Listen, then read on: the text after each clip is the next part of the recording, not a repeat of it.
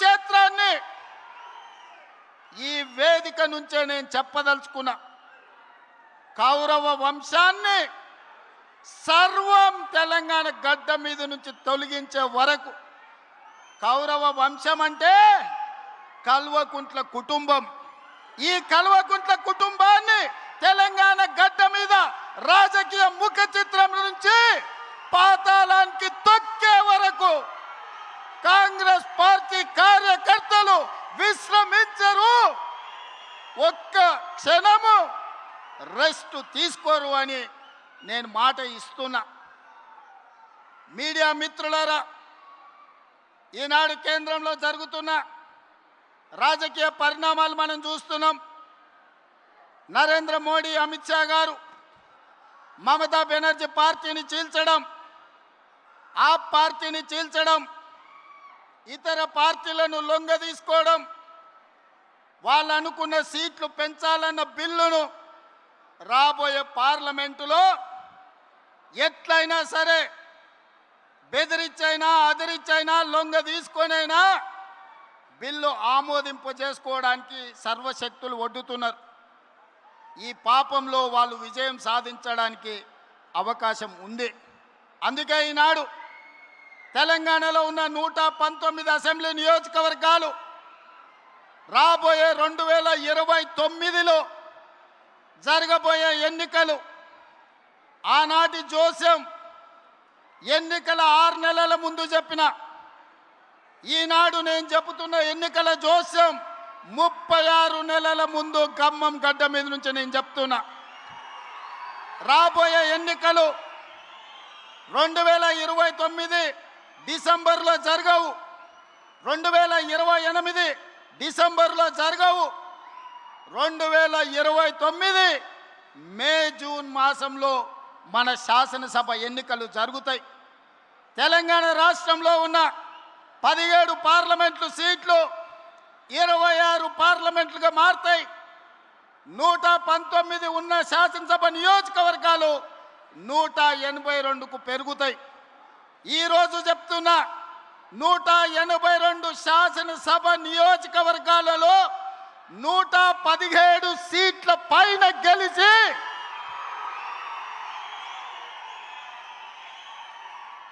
117 media మిత్రులారా రాసుకోండి.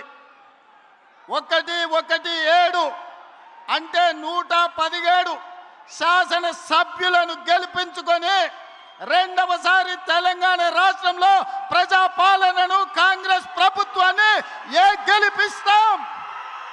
రాముడు మీద,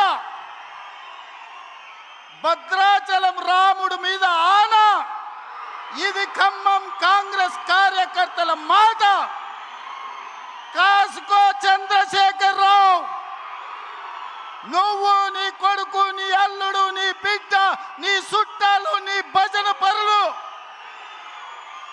నీ ఒప్పందాలు, నీ దొంగ సర్వేలు చేసే దొంగ ఏజెన్సీలతో సహా గుర్తుపెట్టుకోండి. ఈ తారీఖు జూలై 10, 2026 నాడు మాట చెప్తున్నా. ఈ మాట కోసం రోజుకు 18 గంటలు పనిచేస్తాం మేమందరం, మా మిత్రులందరూ.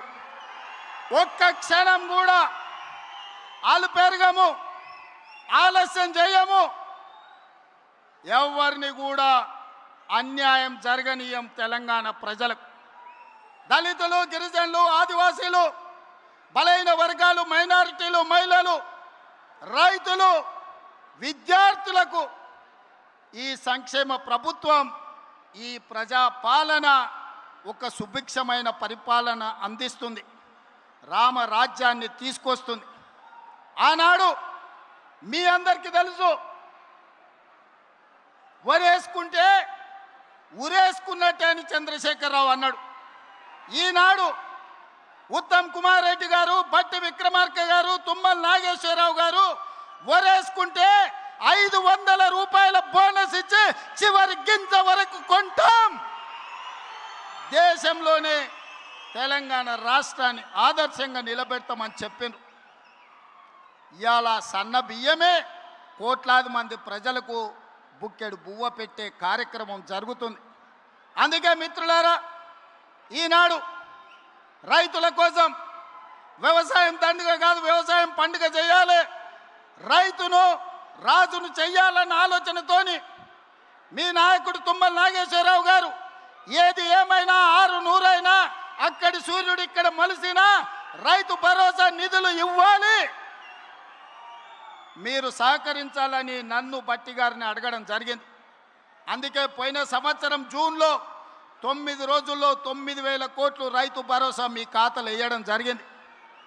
ఈ సంవత్సరం కూడా ఇదే ఖమ్మం మధుర నుంచి 30 తారీఖు నాడు జూను రైతు భరోసా ఖాతాలో నిధులు వెయ్యాలి అంటే ఆనాడు మీ అభిమానానికి వరుణ దేవుడు కూడా ప్రసన్నమై మనకు వర్షం కురిపించడంతో ఇక్కడ ఈ ప్రాంగణంలో సభ పెట్టుకోలే, కానీ నిధుల బదిలీ వాయిదా వేయలే. శిల్పారామంలో అప్పటికప్పుడు మా యువ శాసనసభ్యులందరూ ఈర్లపల్లి శంకర్తో సహా చాలామంది వందలాది మంది రైతుల సమక్షంలో మొదటి విడత రైతు భరోసా నిధులు శిల్పారామంలో విడుదల చేసినాం. సరిగ్గా 9 రోజుల సమయంలో ఈనాడు ఇక్కడ సభ పెట్టి చివరి విడతగా 9 రోజుల్లో 9,000 కోట్ల రూపాయలు రైతు భరోసా మీ ఖాతాలో వేసినాం. సోదరులారా, ఇలా రైతు భరోసానే కాదు, రైతు బీమా ఉండొచ్చు, రైతు భరోసా కావచ్చు, రైతు రుణమాఫీ కావచ్చు, రైతు గిట్టుబాటు ధర కావచ్చు, రైతు బోనస్ కావచ్చు, రైతుకు ఉచిత కరెంటు కావచ్చు, అదేవిధంగా అకాల వర్షాల వల్ల పంట కొట్టుకపోతే రైతు నష్ట పరిహారం కావచ్చు. దాదాపుగా 1,70,000 కోట్ల రూపాయలు ఈ 30 నెలల్లో రైతుల కోసం ఖర్చు పెట్టిన ప్రభుత్వం భారతదేశంలోనే తెలంగాణ ప్రభుత్వం, ప్రజా ప్రభుత్వం. ఆనాడు 10 ఏళ్లలో నెలకు 2,500 కోట్లు వాళ్ళు ఖర్చు పెడితే 30 నెలల్లో ప్రతి నెలకు 5,525 కోట్ల రూపాయలు, దాదాపుగా 1,70,000 కోట్ల రూపాయలు ఈరోజు తెలంగాణ రైతాంగానికి ఖర్చు పెట్టినమని నేను ధైర్యంగా ఈరోజు చెప్పదలుచుకున్నా.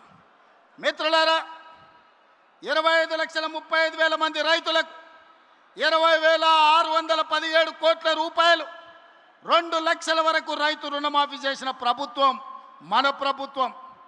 30 నెలల్లో రైతులకు ఉచిత కరెంటు కోసం ప్రతి నెల 1,000 కోట్లు, 30,000 కోట్ల రూపాయలు రైతుల కోసం ఉచిత కరెంటు చెల్లించిన ప్రభుత్వం కాంగ్రెస్ ప్రభుత్వం. ఇంతకుముందే మిత్రుడు బట్టి విక్రమార్క గారు ఒక మాట చెప్పారు. ఆనాడు ఎన్నికల్లో దుర్మార్గులు విష ప్రచారం, తప్పుడు ప్రచారం, కాంగ్రెస్ వస్తే కరెంటు ఉండదన్నారు. ఇవాళ కల్వకుంట్లలో నేను అడుగుతున్నా, కరెంటు వైరు పట్టుకో కాకిలాక మాడి మసైపోతావా లేదా నేను చూస్తా. అది రాత్రైనా పొద్దునైనా ఎప్పుడైనా ఉచిత కరెంటు మా పేటెంట్. ఆనాడు 2004 ఎల్బీ స్టేడియంలో డాక్టర్ వైఎస్ రాజశేఖర రెడ్డి గారు మొట్టమొదటి సంతకం పెట్టి రైతాంగానికి ఉచిత కరెంటు అందించి రైతుల మీద ఉన్న 1000 కేసులను తొలగించి 1,400 కోట్ల రూపాయల రైతుల బిల్లులను మాఫీ చేసి మొట్టమొదటి సంతకం సువర్ణ అక్షరాలతో పెట్టింది వైఎస్ఆర్ కాదా, కాంగ్రెస్ ప్రభుత్వం కాదా అని నేను అడుగుతున్నా. వెనుకటికెవడో తలా